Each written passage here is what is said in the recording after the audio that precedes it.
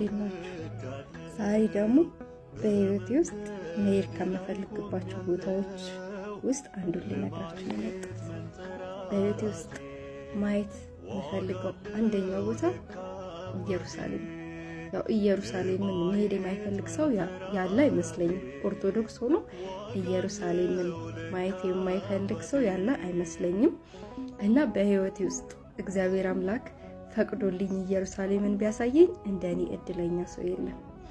እና እዛ የተቀደሰ ቦታ እግዚአብሔር እንዲወስደኝ በጸሎታችሁ አስቡ። እናንተስ የት ቦታ መሄድ ትፈልጋላችሁ? እስቲ ኮሜንት ላይ አሳውቁ። እኔ ግን በህይወቴ ውስጥ ፈጣሪ እንዲያሳካልኝ ፈልገው እሱን ቦታ እንዲያሳየኝ ነው። እንደሚያደርግልኝም አምናለሁኝ። ምክንያቱም እግዚአብሔር ሁልጊዜ የለመነውን የሚሰጠን አምላክ ስለሆነ በንጹህ ልባችን ብንጠይቀው ሁሉንም ነገር ይሰጠናል፣ ከኃጢአት በስተቀር ማለት ነው። መልካም ነገሮችን ሁሉ የሚሰጠን መልካም አባት አለንና እንደሚያሳካልኝ አምናለሁኝ። እና እናንተም መሄድ ከምትፈልጉት ቦታ ውስጥ የመጀመሪያውና አንደኛው ሊሆን የሚገባው ኢየሩሳሌም ነውና ኢየሩሳሌምን እንድንረግጥ እግዚአብሔር አምላክ መልካም ፍቃዱ ይሁንልን። በጸሎታችሁ አስቡኝ። አመሰግናለሁ። ሰላም ቤተሰቦች፣ እንዴት ናችሁ? ዛሬ ደግሞ በአዲስ ቪዲዮ መጥቻለሁ። ያው እንግዲህ ወቅቱን ያማከለ ነው ቪዲዮ ነው።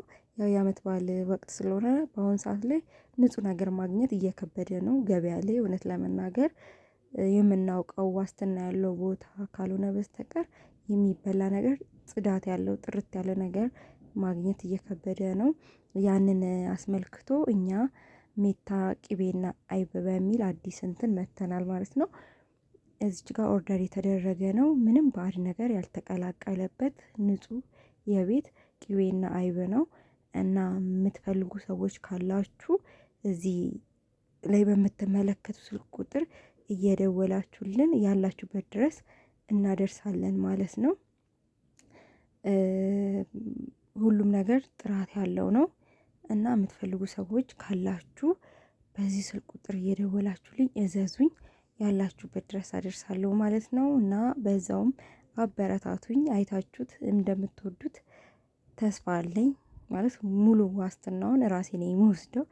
አይታችሁት ቀምሳችሁት እንድትጠቀሙት ነው። በነገራችን ላይ የፀጉር ቅቤም አለን፣ የሚበላም ቅቤ አለን። ያው ከእናንተ የሚጠበቀው እንግዲህ ማዘዝ ነው። ያው እንዳልኳችሁ የፀጉርም የሚበላም ቅቤ አለ። ሁለቱም ንጽህናቸው የተጠበቀ ነውና በዚህ ስልክ ቁጥር ደውላችሁልኝ ያላችሁበት ድረስ አደርሳለሁ። ስለተከታተላችሁኝ እጅግ አድርጌ አመሰግናለሁ። እና ቤተሰብ ያልሆናችሁ ቤተሰብ ሁኑ፣ ሰብስክራይብ አድርጉ። ስላዳመጣችሁኝ አመሰግናለሁ። በቀጣዩ ቪዲዮ እስከምንገናኝ ቻው።